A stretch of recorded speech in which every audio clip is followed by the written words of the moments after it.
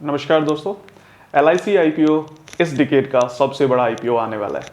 पहला tentative date 11th of March था, अब 15th ऑफ मार्च की बात हुई और फाइनली अब लग रहा है कि यूक्रेन वॉर को ध्यान में रखते हुए और मार्केट कंडीशन जो है निफ्टी की लगातार गिरी जा रही है, तो ये IPO अप्रैल में आएगा। आप भी शायद अप्लाई करने का मूड बना चुके हो, तो खैर मैं यहाँ आपका मूड खराब करने नहीं आया हूँ। आज की वीडियो में हम एनालाइज करेंगे कि LIC का शेयर प्राइस कितना होना चाहिए, कितने पे आएगा IPO, LIC का पास्ट परफॉर्मेंस और फ्यूचर ग्रोथ क्या हो सकता है, मैं किस शर्त पर अप्लाई करूंगा LIC IPO में या फिर नहीं करूंगा। आप बड़ी मेहनत करके ये वीडियो बनाई है।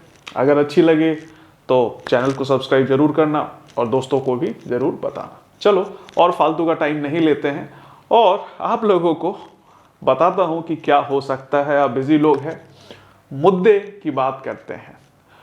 लोग दो रीजन से IPO अप्लाई करते हैं। पहला तो इस उम्मीद में कि लिस्टिंग के बाद भैया प्रॉफिट आएगा, बड़ा मजा लेंगे। दूसरा लॉन्ग टर्म इन्वेस्टमेंट करने के लिए। पहली उम्मीद तो जुआ है ऑब्वियसली, क्योंकि बड़े बड़े IPO भी फेल होते हैं। देख लीजिए भैया पेटीएम IPO को क्या हुआ। दूसरी लॉन्ग टर्म इन्वेस्टमेंट के लिए आप लिस्टिंग के बाद भी LIC का शेयर खरीद सकते हैं। देखिए IPO में तो कोई गारंटी है ही नहीं कि आपको अलॉटमेंट होगा, तो investors can buy after listing also. अब चलो मानते हैं कि आप पहली कैटेगरी में हैं, यानी कि आपने IPO में शॉर्ट टर्म प्रॉफिट बनाना है। तो चलिए समझते हैं और कोशिश करते हैं समझने की इस बात की कि LIC का पास्ट एंड फ्यूचर ग्रोथ क्या है और इन्वेस्टमेंट करना चाहिए या नहीं करना चाहिए। तो पहले हम लोग पास्ट परफॉर्मेंस की बात करते हैं directly, no history and geography. LIC करती क्या है? LIC sell insurance policies. They collect money यानी कि premium from clients and in return आपको मिलता है saving benefits as well as right life cover. मतलब it has part insurance and part investment policies. ये पैसा stock market, government bonds, debentures and other financial instruments में LIC invest करती है ताकि आपको प्रॉमिस्ड रिटर्न दे सके। और LIC कितनी बड़ी कंपनी है? देखिए LIC has total assets.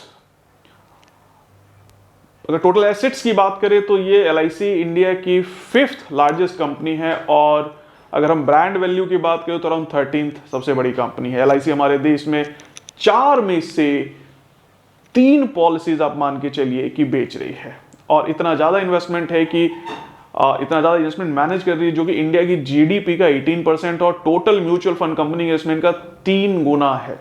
LIC stock exchange पर लिस्टेड सारे शेयर्स का अप्रॉक्सीमेटली 4% होल्ड करती है। वाह, इतना सारा पैसा। Number of employees and agents are huge. They have a huge base. As per March 2020 data, LIC has over 1,14,000 employees. उसमें से लगभग 25,000 women employees हैं। इसके अलावा LIC के लगभग 13.5 लाख इंडिविजुअल एजेंट्स हैं इंडिया में। LIC is also partner with 72 banks in India. Superb, it's a beast. चलो भैया, ये तो हो गया पास्ट परफॉर्मेंस। अब समझते हैं क्या फ्यूचर में LIC और ग्रो करेगी या नहीं करेगी। फ्यूचर क्या है LIC का? सबसे पहला इंडियन इकोनॉमी की एनालिसिस करते हैं। क्या इंश्योरेंस सेक्टर के लिए हमारी इकोनॉमी सपोर्टिव है? अब अगर इस टेबल में मैं आपके साथ शेयर कर रहा हूं, देखें तो ग्रॉस डोमेस्टिक सेविंग तो बढ़ रही है, पर हर साल एब्सोल्यूट टर्म में ही बढ़ रही है। ये परसेंटेज ऑफ GDP भी कांस्टेंट है। इसका हम थोड़ा बुरा नहीं कहेंगे, इसको ठीक ही बोलेंगे, प्रॉब्लम वाली बात नहीं है। बट अगर हम हाउस होल्ड सेविंग्स का ग्रोथ अगर देखें तो वे भी बहुत जरूरी इंश्योरेंस सेक्टर के लिए। और हाउस होल्ड सेविंग्स घट रही है पिछले 5 सालों से। लास्ट 3 सालों से तो हम कह सकते हैं कि भाई कोविड था भैया, पर उससे पहले क्वेश्चन मार्क तो लगता है यहाँ पे। पर एक अच्छी खबर यह है कि लाइफ इंश्योरेंस फंड में हाउस होल्ड फाइनेंशियल सेविंग का 2021 में लगभग 19.5% था, तो इसको भी हम बहुत अच्छा मानेंगे। और फिर हमारी इकोनॉमी पिछले कुछ सालों से तूफान में सफर कर रही थी, तो पहले आया जीएसटी, उसके बाद इंश्योरेंस कॉस्ट बढ़ गया जी हमारा, अभी अपन लोग को ज्यादा प्रीमियम भरना पड़ता है। तो दूसरी समस्या कोविड-19, जिससे लाइफ इंश्योरेंस क्लेम बढ़ गया, एलआईसी के बड़ा स्यापा हो गया। पर ये शॉर्ट टर्म प्रॉब्लम है, ठीक है, ठीक हो जाएगी और फाइनली जो इसका बिजनेस है वो नॉर्मल हो जाएगा। तो अगर शेयर सस्ते दाम पर मिलते हैं तो ब्रिलियंट है इन्वेस्ट करने के लिए। अब थोड़ी इंडस्ट्री एनालिसिस करके देखते हैं कि क्या पोजीशनिंग है एलआईसी की इंडस्ट्री में। There are around 24 life insurance company in India, जिसमें एलआईसी की ओनली पब्लिक कंपनी है, एलआईसी ही एक पब्लिक कंपनी है। अब इस चार्ट में देख सकते हैं, मैं दे रहा हूं आपको, इंडिया में इंश्योरेंस इंडस्ट्री का साइज 2020 में 5007 बिलियन था, जो कि 2021 में बढ़ के 6200 बिलियन रुपीस हो गया। अप्रोक्सीमेटली ग्रोथ 9% थी इन 1 ईयर। इंडस्ट्री का टोटल प्रीमियम लास्ट 5 ईयर से एवरेज 11% हर साल बढ़ रहा है। That's an impressive growth. जो क्रिसिल है कंपनी, उसकी रिसर्च के हिसाब से उन्होंने भविष्यवाणी करी है कि प्रीमियम कलेक्शन का ग्रोथ 14 से 15% तक 5 सालों में हो सकता है। भाई देखो, अपन भविष्यवाणी में नहीं मानते, फ्यूचर का नहीं पता, फिर कौन सा कोविड आना है, but I'm happy with 11% present growth, which is really good for insurance industry. Life insurance industry penetration India में अभी मात्र 3.2% है, जो कि यूएसए, जर्मनी एंड चाइना से लगभग बेटर ही है।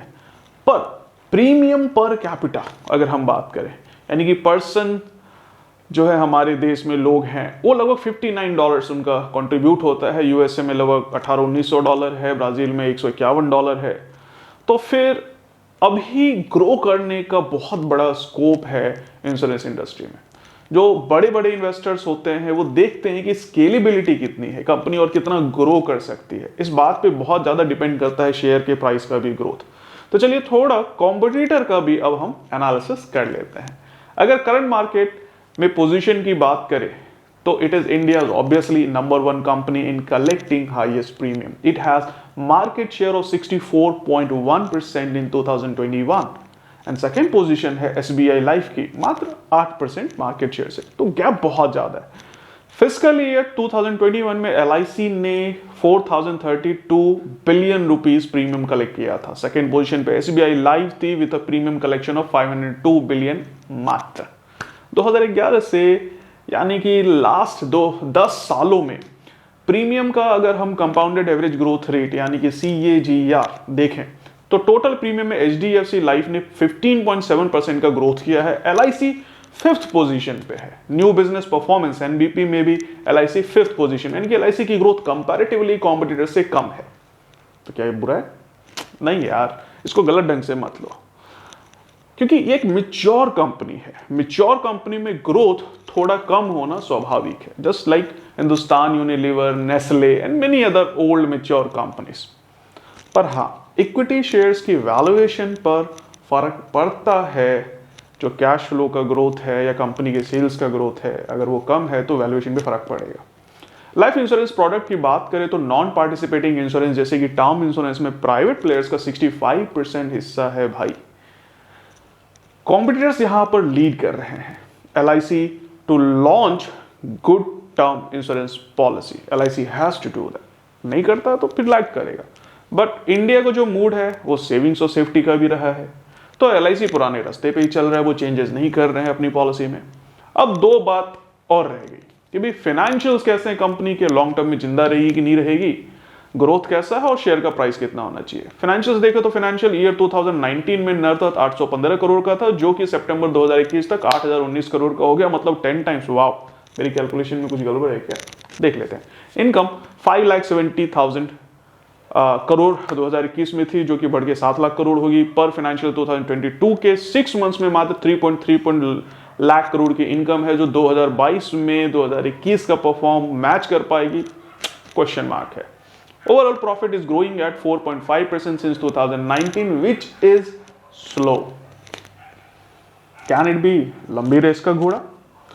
Let's analyze an important factor in cash flow statement.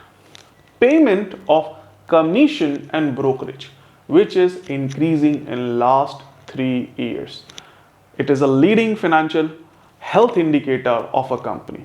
अगर ये कम हुआ मतलब बिजनेस कम हो रहा है, and this becomes a cycle. तो अच्छी बात है कि ये बढ़ रहा है, तो it's good. Other ratios like debt to equity, current ratio, return on equity, all are fine. Insurance claim coverage ratio, all are good. Loan processing, insurance claim processing, all is good. कुल मिलाकर financials मेरे हिसाब से तो भैया अच्छे हैं। अब बात करते हैं आईपीओ में इक्विटी का प्राइस कितना होना चाहिए। देखिए, government of India owns 100% equity in LIC. IPO में गवर्नमेंट जो है 5% इक्विटी बेचेगी via offer for sale to public. Based on quantity factor अगर हम बात करें तो average return on net worth of last 3 years is 182%, which is mind blowing.